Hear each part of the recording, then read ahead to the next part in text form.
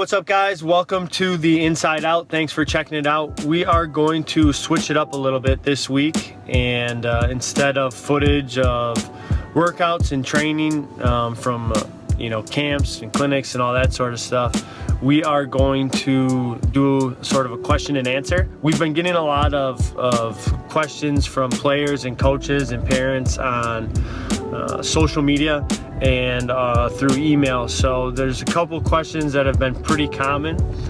So we're gonna throw those out there and give our answers to those questions, and hopefully it'll help somebody out there who is who's listening or watching this right now. The number one most common question that we get is, how do I improve my shot?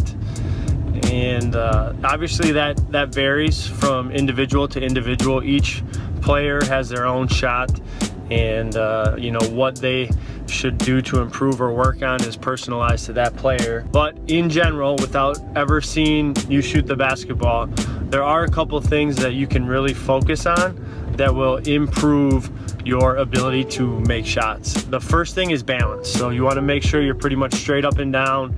You're not leaning or drifting or fading when you're shooting the ball. So you're consistently on balance. And you want to be able to, work on getting on balance in difficult situations rather than work on shooting out of balance. So balance is number one. Second thing is follow through. So if you can follow through high and straight to the basket, your chances of making the shot are going to go up significantly. A lot of players really shoot the ball flat, and you pretty much have to be perfect.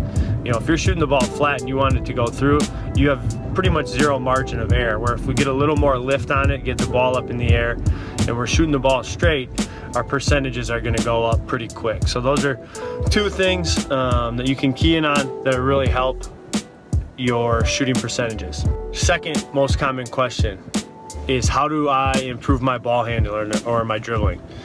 Now that's really just a matter of repetition. There's no secret ball handling workout or system that's gonna, develop you or handle into a Kyrie elite handle in 2 weeks. It's just all about repetition. And starting off with, if you're pretty weak dribbling the basketball, you need to start pretty heavy on stationary ball handling, develop your feel, your speed, and then progress from there to moving ball handling, where you're making their moves or going through your moves, through cones or game situations, getting to the rim. The better you are, the less stationary stuff that you need to do is a good rule of thumb. And if you're really working to get your handle better, 15-20 minutes a day, 4 to 5 days a week will go a long way if you're consistent with it. You'll really see some significant improvement within like a month if you're that consistent with it. The third most common question that we get asked is, how do I get exposure? Now, this is kind of a loaded question, so I kind of try to stay away from it, especially not knowing, if I'm getting random DMs on social media and I don't know the people and they're asking these questions, I don't know the whole story or the situation, so I kind of have to tread lightly. But in general, if you're good enough, they're going to find you. You don't need exposure.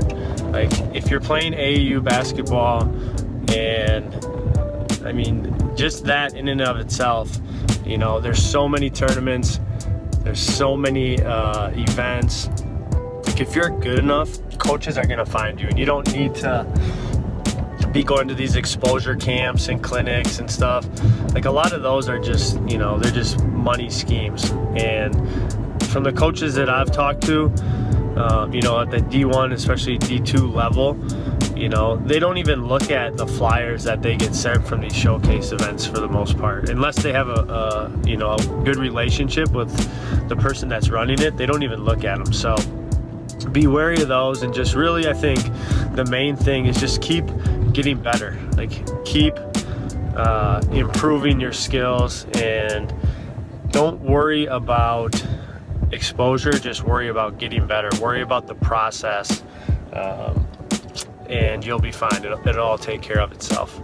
So those are the most common questions that we get asked. Hopefully you guys got something out of that. If you have questions that you want answered, please hit us up on any of our social media pages, and we'll do our best to get back to you and maybe get your question on one of these Inside Out episodes in the future.